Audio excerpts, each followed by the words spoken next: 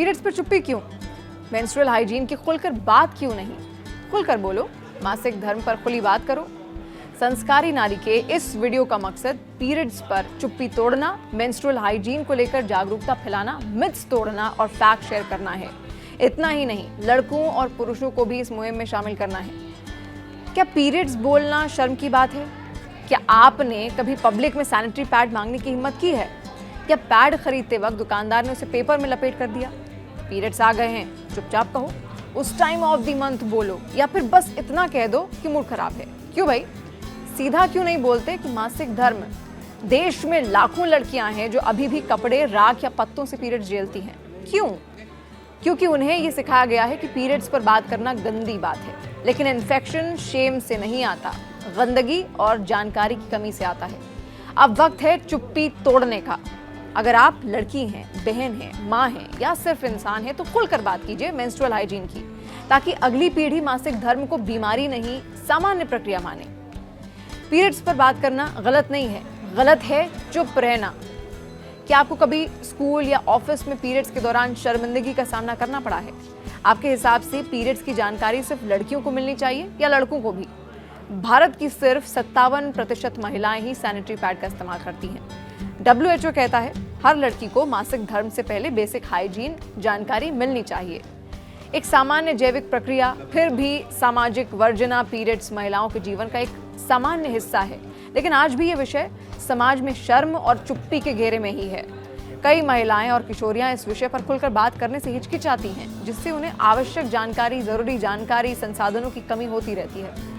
भारत में menstrual hygiene की स्थिति ग्रामीण क्षेत्रों में चुनौतीपूर्ण और ज्यादा है। राष्ट्रीय परिवार स्वास्थ्य सर्वेक्षण यानी कि NFHS के अनुसार ग्रामीण भारत में लगभग 27% युवा महिलाएं अस्वच्छ साधनों का उपयोग करती हैं, जबकि शहरी क्षेत्र में ये आंकड़ा 10% का है। बिहार जैसे राज्य में स्वच्छ माहवारी उत्पादों का उपयोग केवल 59% ही है। शिक्षा की कमी है। कई किशोरियां मासिक धर्म के बारे में पर्याप्त जानकारी ही नहीं रखती, जिससे वो गलत धारणाओं और मिथकों का शिकार हो जाती हैं। स्वास्थ्य समस्याएं हैं। अस्वच्छ संसाधनों के उपयोग से संक्रमण, जलन और अन्य स्वास्थ्य समस्याएं हो सकती हैं। शैक्षिक प्रभाव भी इसमें बहुत महत्वपूर्ण है। मासिक धर्म के दौरान सुविधाओं की कमी के कारण कई लड़कियां स्कूल छोड़ देती हैं या फिर उनकी उपस्थिति प्रभावित हो जाती है। मानसिक प्रभाव, समाज में इस विषय पर चुप्पी और शर्म की भावना से लड़कियों का आत्मविश्वास भी कम होता है। तो समाधान क्या है? शिक्षा और जागरूकता। स्कूलों और समुदायों में मासिक धर्म के बारे में शिक्षा प्रदान करना आवश्यक है। ये लड़कों और लड़कियों दोनों के लिए होना चाहिए, ताकि समाज में समझ और समर्थन इसको लेकर और ज्यादा बढ़ सके। सस्ती और सुलभ सैनिटरी उत्पाद होने चाहिए। सरकार और गैर सरकारी संगठनों को मिलकर सस्ते और गुणवत्तापूर्ण सैनिटरी उत्पादों की उपलब्धता सुनिश्चित करनी चाहिए। स्वच्छता सुविधाएं। स्कूलों और कार्यस्थलों और सार्वजनिक स्थानों पर स्वच्छ और सुरक्षित शौचालयों की उपलब्धता भी आवश्यक है। अब साथ साथ मिथकों का खंडन भी उतना ही जरूरी है। मासिक धर्म से जुड़े मिथकों और गलत धारणाओं को तोड़ने के लिए मीडिया, सोशल मीडिया और सामुदायिक कार्यक्रमों का उपयोग किया जा सकता है। नीतिगत समर्थन।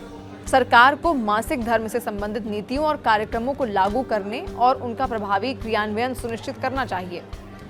मासिक धर्म एक सामान्य जैविक प्रक्रिया है, जिसे समाज में स्वीकार्यता और समझ की आवश्यकता है। बस जब तक हम इस विषय पर खुलकर बात नहीं करेंगे, तब तक महिलाएं और किशोरियां आवश्यक जानकारी और संसाधनों से वंचित ही रहेंगी।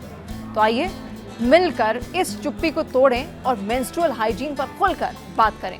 तो चलिए इसी बात पर 5 मेंस्ट्रुअल हाइजीन टिप्स जो हर लड़की को जानने चाहिए वो मैं आपको बताती हूँ। सबसे पहले, अगर आप पैड का यूज़ कर रही हैं और उसको 4 से 6 घंटे का वक्त हो गया है तो तुरंत उसको बदलें। चाहे वो कितनी देर से क्यों ना लगा हो, लेकिन आपको, या फ्लो आपका कैसा भी हो, आपको तुरंत उसको बदलना है।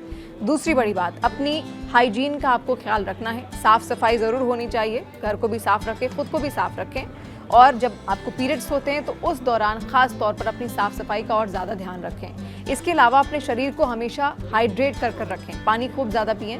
जो तरल पदार्थ हैं जो सुकून देते हैं आपको उस दौरान, वो आप पी सकती हैं, उनका सेवन आप कर सकती हैं। इसके अलावा आपको कंफर्टेबल क्लोथ्स पहनने हैं, यानी कि जो आपके कपड़े होने चाहिए वो बेहद ढीले होने चाहिए, आसान, जिसमें आपको बहुत आराम मिले।